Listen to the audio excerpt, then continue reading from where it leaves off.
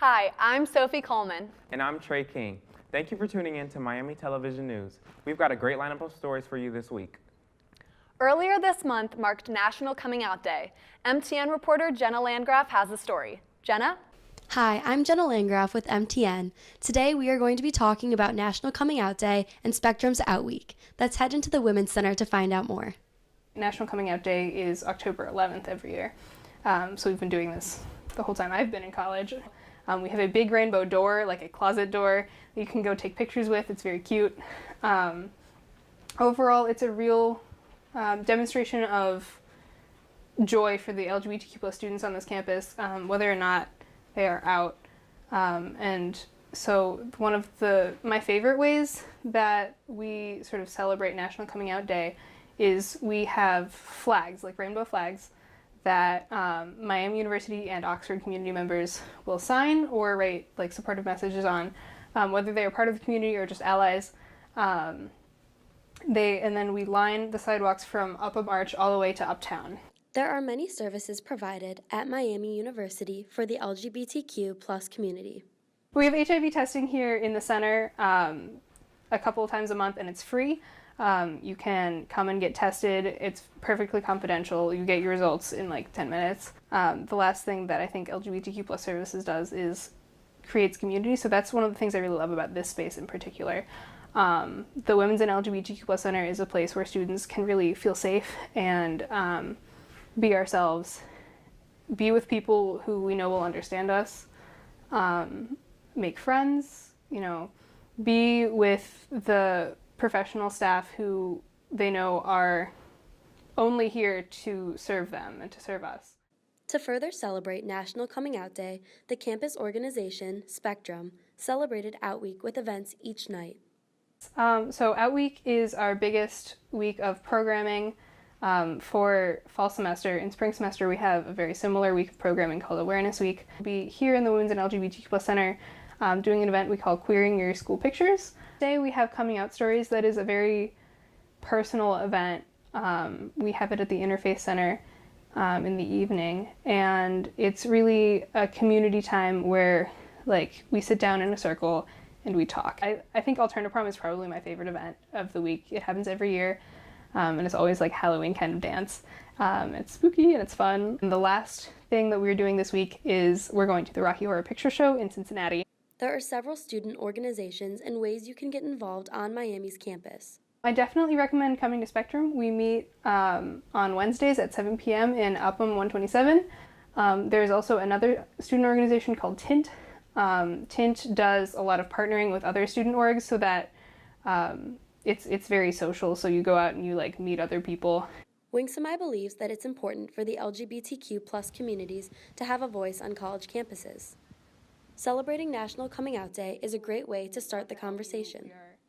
She also has advice for students who are struggling with their orientation or just coming out in general. And I think in terms of coming out, the advice I would really give is only come out when you want to and when you feel like you can. Safety is paramount, but also comfort is paramount. You don't have to do anything you don't want to do. And I think that is not really stated enough. You are you, and that is who you are, and you don't need to be anything for anyone else. Make sure to stay tuned for Awareness Week in the spring and stop by the Women's Center for more information. I'm Jenna Landgraf with MTN, signing off.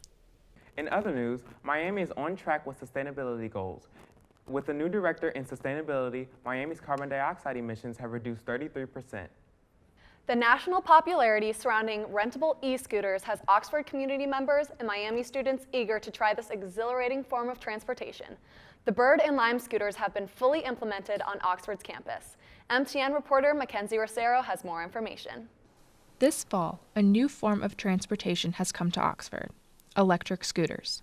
2 e-scooter companies are currently in Oxford, Bird and Lime. Between the 2 companies, there are over 200 e-scooters in Oxford. Economic Development Director G. Alan Kiger says that this amount may increase if the city decides to make the scooters permanent. Bikes are passé, scooters are in, so we created a pilot program We want to allow this business an opportunity to make a go of it. E-scooters are already being widely used around Oxford, but that popularity is both good and bad because Miami University students aren't always using the scooters appropriately. E-scooters have restrictions on Miami University property. For example, scooters are meant to be driven in bike lanes, and they should be parked at specific outdoor locations, like bike racks. Due to violations of these restrictions, Miami University Police Department has been impounding e-scooters. Regardless, MUPD Captain Ben Spillman thinks that the e-scooters have potential. We want people to enjoy their experience here and be able to get around in an efficient way. So this could be a tool to do that, but at the same time, we really do urge people to exercise a lot of caution. These e-scooters were brought to Oxford as part of a sharing program intended to simplify transportation. This is only the latest development of sharing programs in Oxford. There are plans to involve other similar programs, such as car sharing. ASG's Secretary of Off-Campus Affairs, Charles Kennick, is concerned that Miami will not be able to adapt. The sharing economy is just going to start to be, whether that's good or bad, is going to be something that's more prominent in everyone's life. Miami needs to kind of think about that. Sooner or later, the walls will break to the flood, and it'll just be a mess. I'm Mackenzie Rosero for MTN. Sexual assault is a national problem and it has affected many Miami students. I stopped to chat with some Red Hawks about sexual assault on Miami's campus. I'm here outside of the Seal by Upham Hall, asking students about the increase in sexual assaults on campus. Are we doing enough to prevent sexual assault on this campus? In my opinion, just as a freshman, when I first came here in the first weeks of school, and just the alarming amount of bombardment of the emails about sexual assault that was happening on campus was kind of alarming for me, so I really don't think so. Do you ever feel unsafe on campus? Actually, I do feel unsafe on campus, especially at night, just where I'm walking. I don't think there's enough lights put in place, and I don't really feel that comfortable here as much as I would like to. What do you do to ensure your own safety?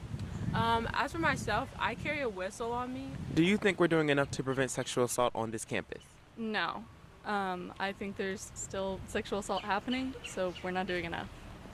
And do you ever feel unsafe on campus?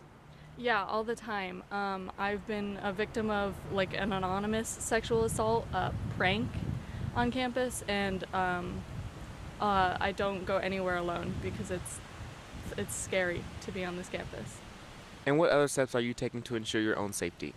Like I said, I don't go anywhere alone, and I don't go to parties, I don't drink with other people, and I don't talk to anyone who could be a threat. Do you feel we're doing enough to prevent sexual assault on this campus?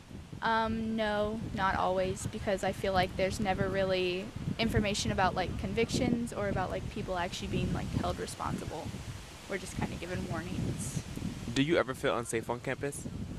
Yeah, I actually commute to campus. I have since I was a freshman, so I have to park kind of far off of campus. So I don't like walking in the dark to get to my car. And what other steps do you take to ensure your own safety? I don't schedule classes that would like leave me walking too late at night, so I try not to schedule classes after like 6 p.m. because I don't want to be like, especially in the winter, because I don't want to be walking in the dark to my car. Thank you. Do you think we're doing enough to prevent sexual assault on this campus? I personally think that we're doing a lot, but there could be more that could be done, but I'm not positive what that could be though. And do you ever feel unsafe on campus? I personally don't feel unsafe on campus because I take proper safety precautions on my way home and such when I'm on campus for the most part. What do you do to ensure the safety of other people? Well, to ensure the safety of other people, I make sure if I ever see somebody walking home alone, I ask them, hey, are you okay? Do you need somebody to walk back with you to make sure nobody's ever walking home alone at night? Thank you. Annie, do you think we're doing enough to prevent sexual assault on this campus? I'm not really too sure because, I'm just a freshman here, so I don't really know too much about the organizations working, and I feel like they haven't done too much to get me informed on how I can help prevent it. Do you ever feel unsafe on campus? No. Why? I'm on the swim team, and I have a lot of really good friends, so I never really travel by myself. I always have other people to travel with, and that helps me feel a lot safer. And what other steps do you take to ensure your own safety? If I ever feel unsafe and I am alone, I'll call my parents or talk to someone on the phone just so that if anything does happen, at least I'm on the phone with somebody. but like I said, I really don't feel unsafe here. The campus is very safe and very comfortable for me.